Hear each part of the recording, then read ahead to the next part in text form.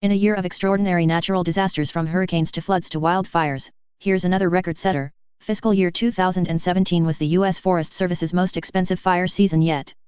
The cost of battling blaze after ever bigger blaze across the country topped $2.4 billion. 2 decades ago, the cost of fighting fires only consumed about 15% of the Forest Service's budget. But increased development in and around undeveloped open spaces, along with, paradoxically, decades of fire suppression, mean that wildfires are growing larger, more intense, and more dangerous to communities. Many scientists believe the warming climate is exacerbating the situation. As the cost of firefighting has gone up, the Forest Service budget has stayed relatively flat. The result is that fire suppression now consumes 55% of the agency's annual budget, and some officials estimate that could grow to 2/3 in a few years. The problem is this: the Forest Service ends up hoarding the money intended for other forest management programs including fire prevention because officials know they're going to need it later in the year to fight fires.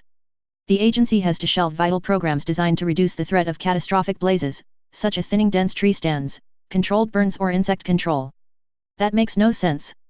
It's far more expensive to fight fires and to rebuild after fires than it is to prevent them, even before you take into account the terrible toll these mega blazes have on life, property, and the environment.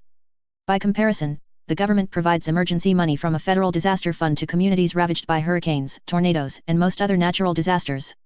The good news is that there is bipartisan agreement that the federal government has to fix the way it pays for fighting wildfires. There are proposals in Congress to allow the Forest Service to tap emergency funds when it exceeds its firefighting budget. So, in unusually bad years like 2017, the agency could get one-time funding to handle the need, rather than having to gut its forest health and prevention programs. The bad news is that partisan, ideological battles have, so far, stymied the needed changes. Republicans, including several from California, are pushing for legislation that would tie the budget fix to forest management proposals that would allow for more commercial logging on public land while weakening environmental reviews and endangered species protections for such projects. This cynical attack on environmental rules threatens to torpedo the very real reforms needed for healthier forests. California has a lot riding on the budget fix, especially in the Sierra, where drought and bark beetle infestations have killed more than 100 million trees since 2010, according to the Forest Service. Nearly a quarter of the trees have died in some areas, leaving vast swaths of orange and gray hillsides. The accumulation of dead fuel can cause fires to burn hotter and spread more easily. The Forest Service has tried to increase ecological thinning, which means cutting and removing some small and dead trees, and controlled burns to reduce the density of flammable material. But those are exactly the kinds of projects that are put on hold when the agency has to hoard money for firefighting.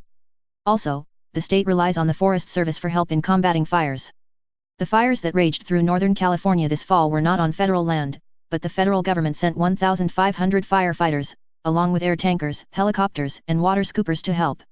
State officials worry the ongoing budget crunch will weaken the Forest Service's ability to assist in future fires. Congress must move forward with the bipartisan Forest Service budget fix. The longer it waits, the more fire prevention projects are delayed and the threat of more catastrophic fires grows.